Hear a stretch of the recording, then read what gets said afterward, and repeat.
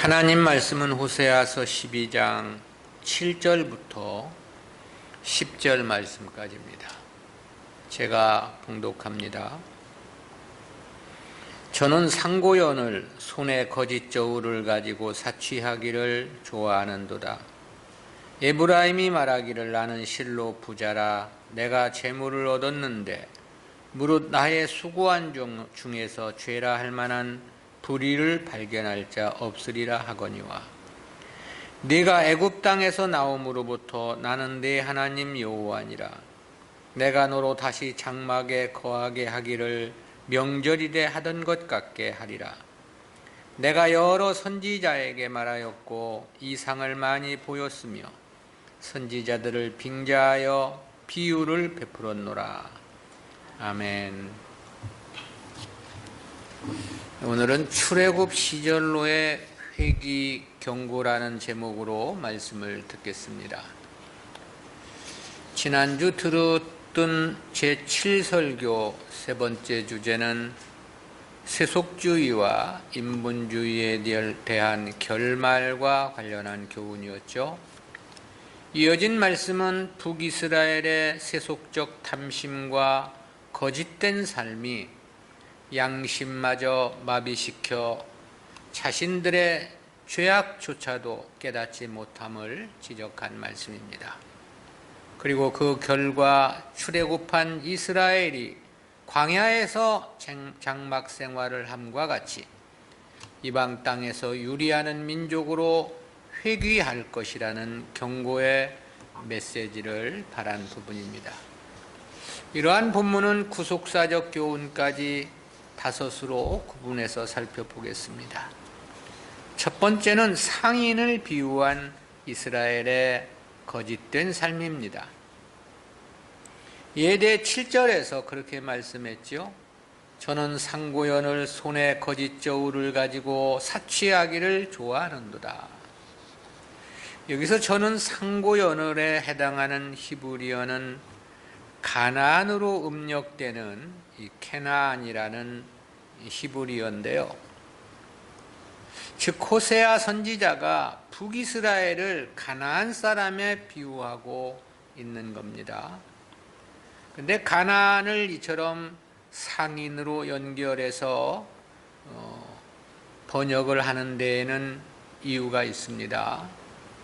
가나안 사람은 본래 가나안 7족속 중 하나였습니다. 저들은 베니게 지역, 그러니까 두로와 시돈 지역에 살았습니다. 때문에 가나안은 고대 페니키아 연안 지역을 지칭하는 고유명사로 사용되기도 했는데요. 그런데 저들의 주요 직업이 무역을 하는 사람들이었습니다. 따라서 가나안과 상인은 종종 동의어로서 사용되기도 했습니다. 그만큼 저들이 장사꾼으로서 유명세를 떨쳤던 거죠. 때문에 이사야 23장 8절이나 에스겔서 16장 29절 그리고 17장 4절 등에서도 이들을 상고로 표현하고 있습니다. 그런데 호세아가 이스라엘을 저들과 동의어로 지금 표현하고 있는 겁니다. 그 이유는 실상 북이스라엘이 하나님 백성이란 정체성을 완전히 상실한 채 세속적 사상에 젖어 살아가고 있었기 때문입니다. 즉 하나님의 관점에서 보면 북이스라엘은 오직 세상 것의 이익만을 쫓는 세상 사람들이었던 거죠. 때문에 상고, 즉 가나안인으로 비유 삼고 있는 겁니다. 상인은 오직 세상 유익을 쫓는 사람들이기 때문에 그렇습니다. 그리고 그 결과 손에 거짓 저울을 가지고 사취하기를 좋아하는도다 그랬는데요. 세상 것의 유익을 위해 남을 속이고 거짓을 일삼는 가나안 사람들처럼 북이스라엘이 하나님 앞에 그러함을 지적하신 겁니다. 여기서 이 거짓 저울로 번역된 히브리어 모제네 미르마라는 단어는 구약 성경에서 5번 사용되었는데요. 저울의 눈금을 엉뚱한 곳에 표기해서 물건을 구매하는 자들을 속이는 저울을 가리킵니다. 그리고 사취하기를로 번역된 히브리어는 본래 속이는 행위를 나타내는 단어인데요. 때문에 개정판 성경은 속이기를 좋아하는도다라고 번역을 했습니다. 근데 이 단어는 단순히 속인다는 개념에서 멈추는 것이 아닙니다. 다른 사람을 속여 부당한 이익을 갈취하는 행위를 포괄하는 단어입니다. 때문에 개역성경이 사취하기를 좋아한다, 그렇게 번역을 했던 거죠. 그 당시 가나안 사람들은 오랜 세월 무역을 했기 때문에 이러한 속임수가 능수능란했던 것으로 전해집니다. 그런데 북이스라엘 백성들이 하나님의 선민이란 이름을 가지고 있으면서도 이러한 이방족 속과 다름이 없었음을 지적하고 계신 것이죠. 한마디로 세상 것의 추구는 이방인일 뿐이지 하나님 백성은 아니라는 의미가 되는 겁니다. 이 교회가 세상 것을 말해서는 안 되는 이유입니다. 육신의 것, 이 땅의 것을 복이라 말해서도 안 되는 이유입니다. 그것은 세속 사상, 이방인들의 행태이지 하나님 백성은 그럴 수가 없으며 그래서도 안 되기 때문입니다. 그 이유는 하나님 백성들은 영생의 가치, 천국의 복을 추구하며 살아가는 사람들이기 때문에 그런 것이죠. 두 번째는 자만과 교만에 사로잡힌 북이스라엘입니다. 앞절은 가나안 상인들을 비유로 이스라엘의 정체성을 지적한 말씀이었습니다. 이어진 8절은 세속적 욕심이 이스라엘 백성들에게 어떠한 결과를 가져왔는가를 밝혀준 말씀인데요. 8절 상반절입니다.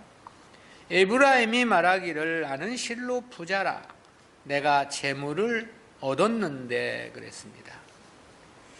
북이스라엘은 호세아 당시 가장 물질적으로 부유했던 황금기였다고 그랬죠.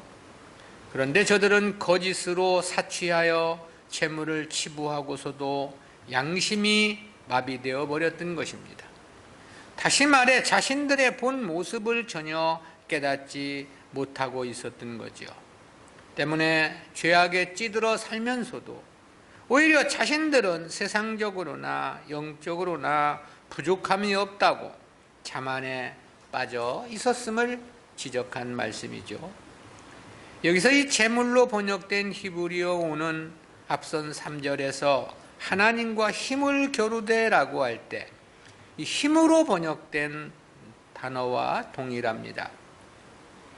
즉 이는 육체적인 힘과 경제적인 능력 등을 포괄하는 표현인데요. 본문에서는 국가 경제나 개인의 부유가 막강해졌을 때 사람들이 느끼는 교만과 연루된 힘을 나타내는 의미로서 사용이 됐습니다. 얼마나 저들이 부유했고 자만했는지는 나는 실로 부자라라는 이 말 한마디에 모두가 다 함축되어 있지요. 여기서 실로라는 히브리어 아크는 정말로, 확실히 그런 뜻입니다. 저들의 자신만만함이 극에 달했음을 그대로 보여줍니다.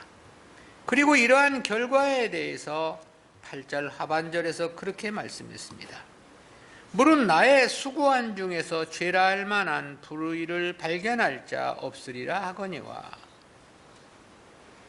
12절 상반절은 재물의 부유에 자만에 빠진 이스라엘의 교만한 심적 상태를 지적한 겁니다. 근데 이 하반절은 저들의 영적인 교만을 지적한 거예요. 한마디로 자신들은 사람 앞이나 하나님 앞에서 전혀 잘못됨이 없고 오히려 자신들을 의롭다고 생각했음을 지적한 것입니다. 여기서 죄라 할 만으로 번역된 히브리어 해태는 어원상 마땅히 맞추어야 할 관역을 빗나가거나 정도를 벗어나는 행위를 지칭할 때 사용되는 단어인데요. 그리고 불의를로 번역된 히브리어 아온이라는 단어는 아담의 범죄로 타락한 인간의 본성과 관련한 죄악을 나타내는 단어입니다. 그렇다는 것은 1차적으로 북이스라엘의 삶이 하나님의 뜻에서 완전히 이탈되었다는 것을 의미하는 거죠. 화살이 관역에서 빗나갔다는 것은 언제나 하나님의 뜻에서 벗어난 죄를 가리키는 것이기 때문에 그렇습니다. 또한 그 심령의 상태가 완전히 사탄의 미혹에 빠져 중생 이전으로 되돌아가 버렸다는 의미를 나타내기도 합니다. 아담의 범죄의 원인이 사단의 미혹에 의한 것이었죠. 그리고 그 결과는 중생하지 않고서는 결코 구원에 이를 수 없도록 전인이 타락한 것이었습니다. 따라서 여기서의 불의는 중생 이전 진노의 자녀들과 같았음을 나타내고 있는 거죠. 실제 이 북이스라엘은 처음부터 하나님의 뜻과는 거리가 먼 삶이었습니다. 물론 하나님의 이름을 부르기는 했죠. 또 하나님을 예배하기도 했습니다.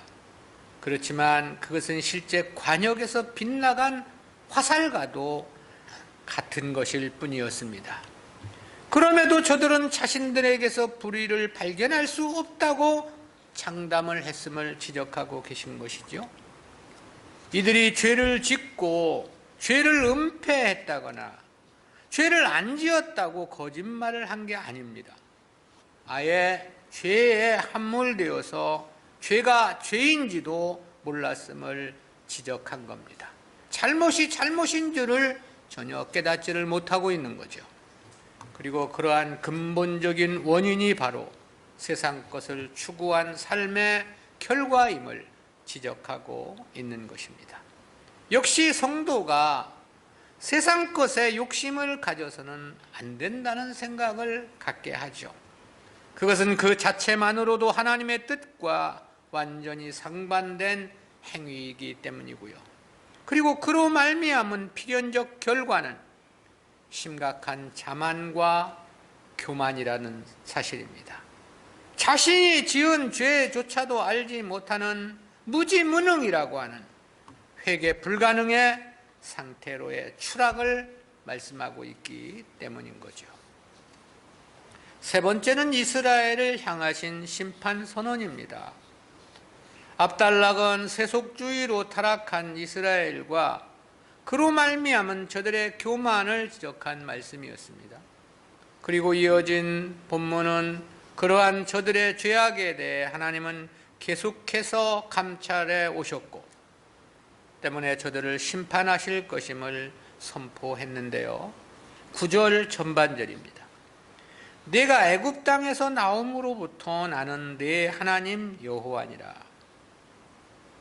여기서 나는 내 하나님 여호와니라 라고 할 때 나는에 해당하는 히브리어 외아놓기는 문자적으로 그러나 나는 그런 뜻입니다.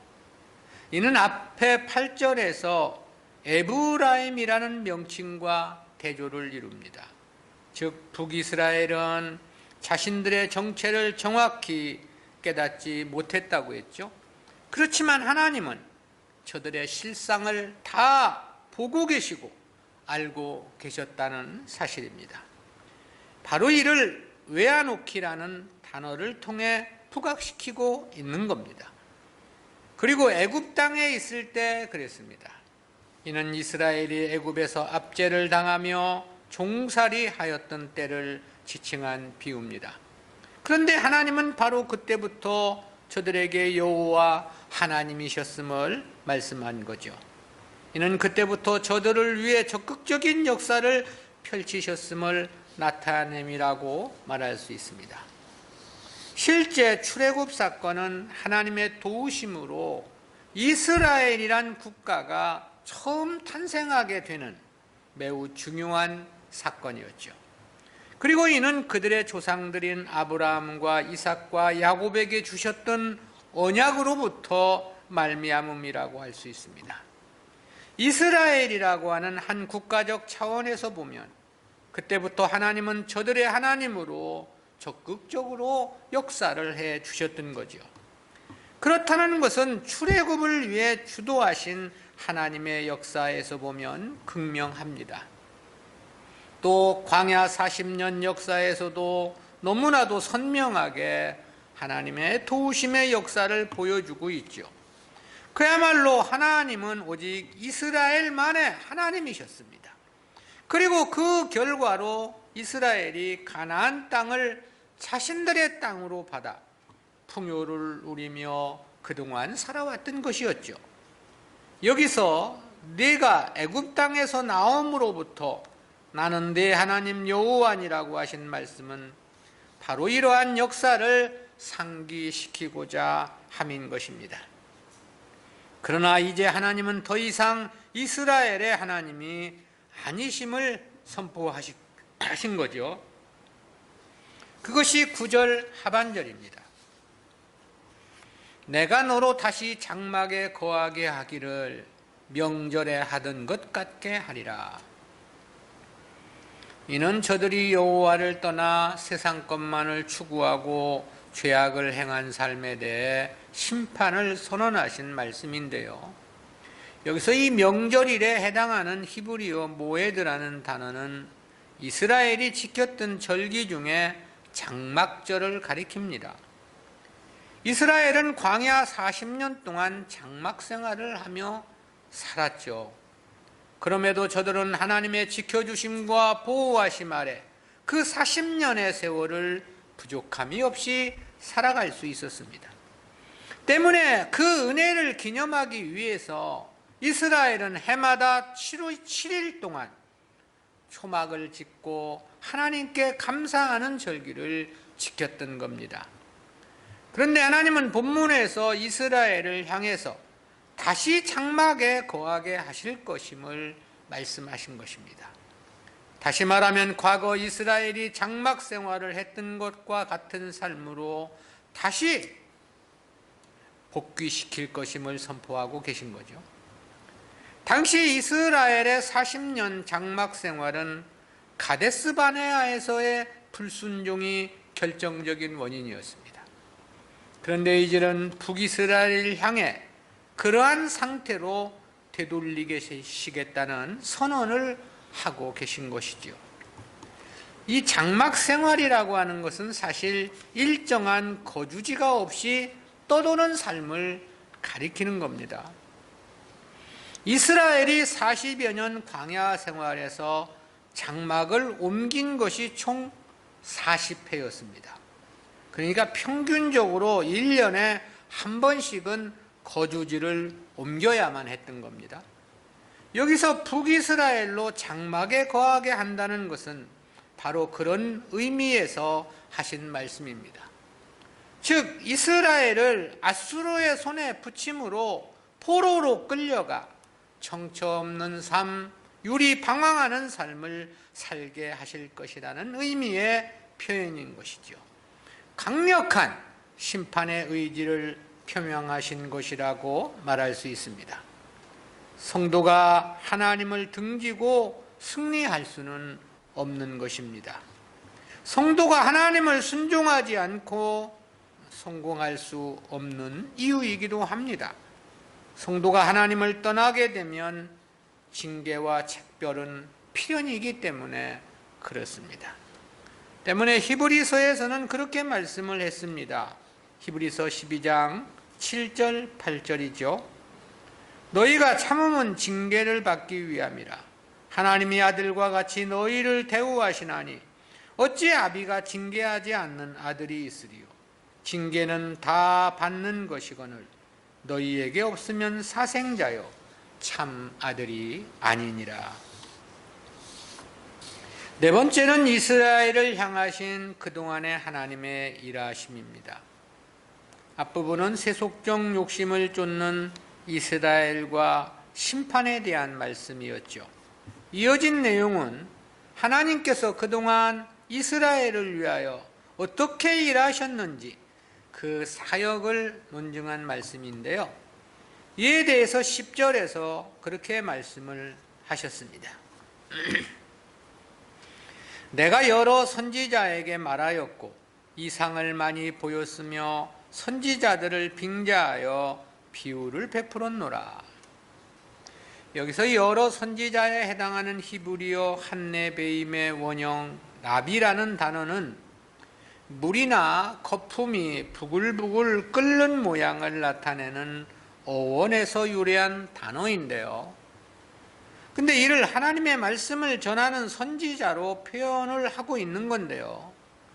그것은 패역한 자들에게 하나님 말씀을 전하는 선지자들의 애끓는 심정을 나타내기 위한 것입니다. 그리고 그러한 선지자들의 심정은 곧 하나님의 심정을 대변한 것이라고 말할 수 있겠죠. 또한 하나님은 선지자들에게 이상을 많이 보이셨다 그랬습니다. 이에 해당하는 히브리어 하조는 꿈이나 이상 등을 의미할 뿐만 아니라 아직 밝혀지지 않은 것을 드러내는 묵시라는 의미로도 사용되는 단어입니다. 과거 구약시대는 이러한 방법이 하나님의 뜻을 나타내는 주요 수단이고 방법이었죠. 그런데 원문상으로는 이 단어 바로 앞에 바로 내가라는 뜻을 나타내는 외아노키라는 단어가 접두되어 있습니다. 이는 선지자들이 본 이상이 하나님께서 직접 보여주신 것임을 강조하는 역할을 하는데요. 즉 하나님은 선지자들에게 직접 말씀을 통해서 계시를 하기도 하셨고 이상을 통해서도 하나님의 뜻을 전달하셨음을 말씀해 주고 있는 겁니다. 그것은 역시 비유도 마찬가지입니다. 성경에서 보면 실제 선지자들은 많은 비유를 베풀어 하나님의 뜻을 전했지요. 예를 들면 가장 먼저 본서의 저자인 호세아를 들 수 있습니다. 호세아는 본서에서 그야말로 수많은 비유를 들었습니다. 본장 1절에서만 하더라도 바람을 먹는다 그렇게 말을 했고 동풍을 따라간다는 비유도 들었습니다. 바로 앞조선에서는 장막 생활을 비유로 해서 이스라엘이 이방의 율이 방황하는 심판에 처할 것임을 말하기도 했습니다. 특히 호세아는 창기였던 고멜과 사는 삶 자체가 하나의 비유이기도 했죠. 그것은 곧 타락한 이스라엘을 나타내고자 한 하나의 모형적 계시였기 때문에 그렇습니다. 호세아만 그런 건 아닙니다. 에스겔은 토판 위에 성과 그것을 공격하기 위해 세워진 공성태와 운제 등을 만들어 사람들에게 보여줌으로써 예루살렘의 멸망을 예언하기도 했습니다. 또 자신이 직접 묶인 몸으로 좌우로 누워 지냄으로써 이스라엘과 유다가 담당해야 할 죄악의 날수를 알려주기도 했죠. 또 예루살렘의 멸망을 극대화하기 위해 에스겔은 아내와 사별을 하고도 슬퍼하지 말고 조문도 받지 말라고 말씀하기도 합니다. 예레미야 역시도 유다의 마지막 참상을 알리고자 결혼을 금하기도 했었습니다. 즉 그동안 하나님은 이스라엘의 하나님으로서 어떻게 역사를 해 주셨는가를 말씀해 주신 건데요. 하나님은 자기 백성들에게 충분히 하나님의 뜻을 알려주셨다는 것입니다. 다양한 방법을 통해서 계시해 주셨다는 거죠. 그럼에도 이스라엘은 하나님을 무시했고 세속적 욕심을 따라 오직 자기 육신만을 위해 살았음을 지적하고 있는 겁니다. 우리는 이러한 말씀을 통해서 두 가지 구속사적 교훈을 생각해 보겠는데요. 첫 번째는 세속주의와 하나님은 병행 불가능의 속성이라는 진리입니다. 그것은 북이스라엘을 상술에 능한 가나안인과 동일시한 말씀에 함유되어 있는 진리입니다. 하나님은 북이스라엘에 대해서 가나안의 상인과 동일시하셨습니다. 그리고 저들은 손에 거짓 저울을 가지고 사취하기를 좋아하는도다라고 지적을 하셨죠. 그러면서도 저들은 나의 수고한 중에서 죄라 할 만한 불의를 발견할 자 없으리라 라고 큰 소리쳤음을 지적했습니다. 그런데 이러한 저들의 삶이 바로 세상 것을 추구하는 세속주의가 그 근본적 원인이었다고 했죠. 그것은 이들을 상고로 비유하셨다는 것이 그것을 말해주고 있는 겁니다. 그렇다는 측면에서 보면 세속주의는 결국 하나님의 뜻과는 절대 같이 할 수 없는 병행 불가능의 속성임을 말해주고 있는 거죠. 왜냐하면 그 결과가 출애굽 시대와 같이 이방의 율이 방황하는 하나님의 심판을 불러오게 됨을 말씀하고 있기 때문에 그렇습니다. 실제 이러한 현상은 신약 성경에서 보다 명료하게 밝혀주고 있죠. 주님은 하나님과 재물을 겸하여 섬길 수 없다고 말씀했습니다. 또 부자는 천국에 들어가기가 약대가 바늘기로 들어가는 것보다 더 어렵다고 말씀하기도 했죠. 실제 역사 속에서도 보면 계시록 3장의 소아시아 7교회 가운데 라오디게아 교회를 보더라도 그랬습니다. 이 라오디게아 교회는 소아시아에서 가장 부유한 교회였습니다. 그런데 하나님은 저들에 대해서 토에 내치실 것을 말씀하셨죠. 그럼에도 저들은 자신들에 대해서 그렇게 생각하고 있었습니다. 계시록 3장 17절이죠. 네가 말하기를 나는 부자라 부유하여 부족한 것이 없다 하나 내 곤고한 것과 가련한 것과 가난한 것과 눈먼 것과 벌거벗은 것을 알지 못하노다. 실제 영적으로는 곤고하고 가련하고 가난하고 눈이 멀고 벌거벗은 몸이었다는 겁니다. 그런데 저들은 자신들에 대해서 부자라 부유하여 부족하심이 없다고 생각을 했다는 거죠. 한마디로 재물의 부유가 성도들에게 얼마나 폭탄과 같은 위험천만한 것인가를 말해줍니다. 그야말로 불 앞에 다이나마이트와 같은 거죠. 즉 세상 것을 향한 욕심, 세상 것을 추구하는 세속주의는 하나님의 뜻과는 물과 기름처럼 병행이나 공존 불가능의 속성이라는 의미입니다. 때문에 바울은 로마서 8장 6절에서 육신의 생각은 사망이라고 말씀을 했어요. 그리고 그 아래 7절 상반절에서는 육신의 생각은 하나님과 원수가 된다고 말씀을 했고요. 또 그 하반절에서는 육신의 생각은 하나님의 법에 굴복지 아니할 뿐 아니라 할 수도 없다고 말씀합니다. 디모데전서 6장 10절에서는 돈을 사랑함이 일만하게 뿌리가 된다고 말씀하기도 했죠. 말씀이 이러함에도 오늘날 교회들이 세상 복달라고 아우성들 아닙니까? 하나님은 사랑이시니 믿고 기도하면 다 응답해 주실 것이라고 외쳐대고 있는 겁니다. 거짓말입니다.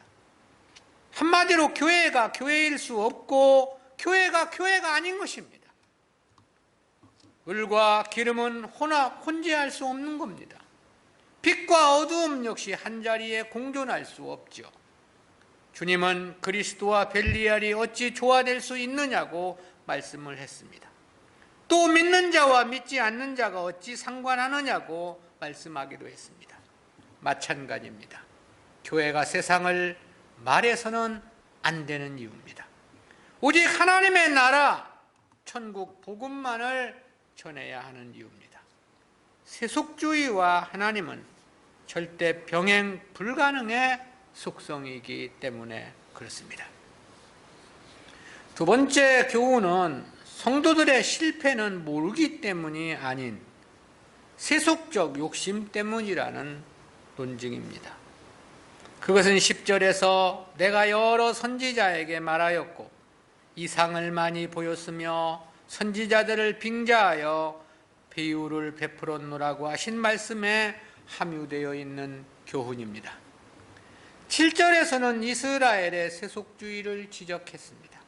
그리고 8절에서는 자신들의 패역을 전혀 깨닫지 못하는 이스라엘의 무지와 무능을 지적하셨지요. 9절에서는 하나님의 심판의 불가피성에 대한 논증이었습니다. 그리고 10절에서는 말씀으로, 이상으로, 비유로 여러 선지자들을 통해 가르치셨음을 말씀했습니다. 하나님은 자기 백성들에게 당신의 뜻을 그만큼 확실히 가르쳐 주었고 알려주었다는 거죠. 그럼에도 이스라엘은 패역을 했고 그러기에 멸망이 필연임을 말씀하고 계신 것이죠.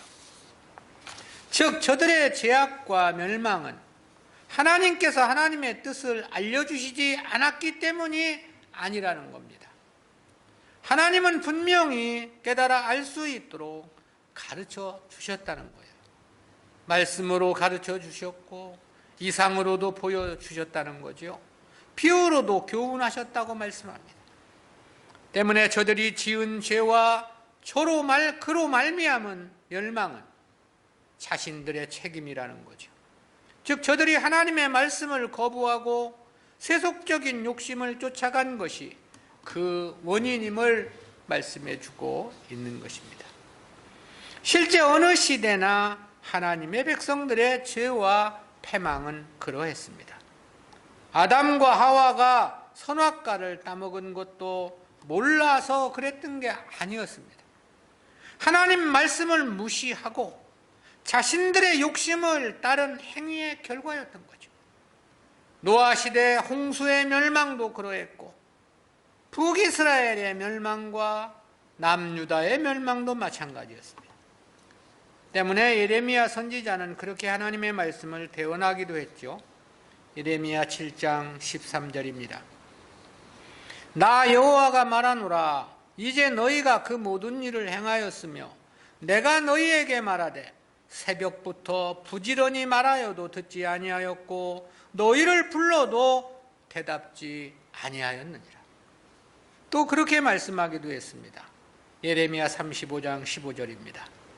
나도 내 종 모든 선지자를 너희에게 보내고 부지런히 보내며 이르기를 너희는 이제 각기 악한 길에서 돌이켜 행위를 고치고 다른 신을 쫓아 그를 섬기지 말라.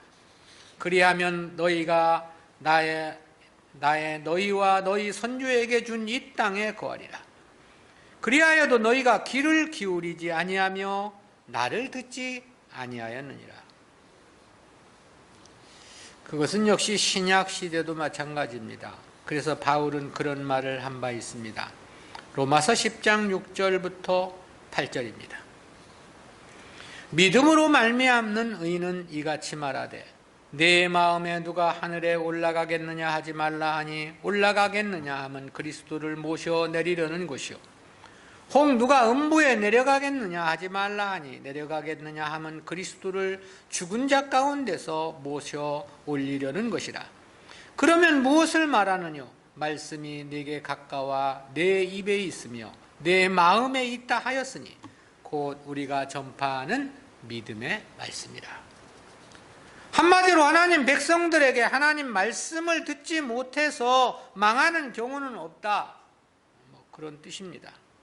하나님 말씀이 어려워 깨닫지 못해서 망함이 있을 수 없다는 뜻이기도 합니다. 왜냐하면 말씀이 내게 가까워 내 입에 있으며 내 마음에 있다 하였으니 곧 우리가 전파하는 믿음의 말씀이라 그랬습니다. 말씀을 들으면서도 무시하고 설마라고 생각하고 행치 않으니까 망하는 거지, 말씀을 몰라서 망하는 게 아니다. 하나님 백성들에게는 그렇다는 거죠. 그러니까 구약이나 신약이나 성도들이 하나님 말씀을 듣지 못했거나 깨닫지 못해서 죄를 범하고 하나님의 징계에 처해지는 것은 아니다라는 거죠. 모두가 자신의 세속적 욕심에 이끌려 하나님을 떠나고 죄를 지으며 하나님의 칙벌을 받게 되는 것이라는 사실입니다. 우리가 믿음으로 살지 못함을 핑계할 수 없는 이유입니다.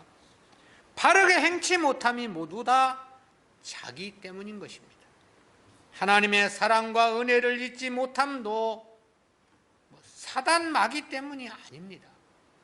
성도들 기도할 때 사단 마귀 물러가라고 막 하지만 물러가란다고 해서 물러가는 것도 아니고 사단 때문에 자기가 망하는 것 역시 아닙니다. 하늘의 영광스러운 상급을 얻지 못하는 이유도 원인은 자기에게 있는 거죠. 그리고 그 이후의 정점에는 세상 것을 향한 자기 욕심이 자리 잡고 있는 것입니다. 성도는 이 세상 것을 향한 과다한 욕심을 경계해야 합니다. 과다한 욕심만 아니라 작은 욕심이라 할지라도 조심해야 하는 거죠. 그것은 하나님 섬김의 결정적인 실패의 근원이 되기 때문입니다. 1000가지 만가지 실패의 뿌리에는 바로 자기 중심에 자리 잡고 있는 세속적 욕심이 있다는 것을 간과해서는 안 된다는 거죠. 성도가 세상보다 영생의 것을 더 고귀한 것으로 아는 가치관의 변화가 절대로 요구되는 이유입니다. 이 가치관의 변화가 바로 성경에서 말씀하는 믿음인 거죠. 곧 구원에 이르는 믿음이 바로 이 가치관의 변화다라는 겁니다. 때문에 이 변화가 안 된다는 것은 여전히 믿음이 없다는 것이고, 그리 되면 결국은 도로 세상만을 위한 삶을 살아갈 수밖에 없는 거겠죠. 왜냐하면 그런 사람들에게는 세상이 최고의 가치일 것이기 때문에 그렇습니다.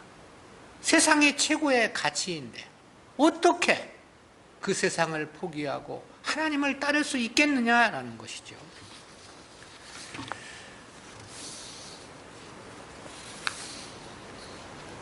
성도들의 실패가 모르기 때문이 아니라 세속적 욕심 때문이다라는 말씀의 결론입니다. 기도합니다. 사랑의 하나님, 은혜를 감사합니다. 오늘도 북이스라엘의 죄악을 지적하는 말씀 속에서 귀한 교훈 깨닫게 해주심 진실로 감사합니다. 이 세상 것을 사랑하고 추구하는 이 세속주의는 하나님과 병행 불가능의 속성이라는 진리를 깨닫게 해주심 진실로 감사합니다. 성도들이 늘 신앙을 실패한 근본적인 원인에는 세속적 욕심이 있었다는 사실 또한 깨닫게 해주심 진실로 감사합니다. 주여, 저희들 마음속에 여전히 뿌리 뽑히지 않는 이 세상 것을 향한 욕심들, 주여 저희들에게서 이것을 거두어 주시고 우리 마음속에 하나님의 나라 소망만으로 풍성해질 수 있도록 은혜와 은총을 더하여 주시옵소서. 감사드리옵고 예수님의 이름으로 기도드리옵나이다. 아멘.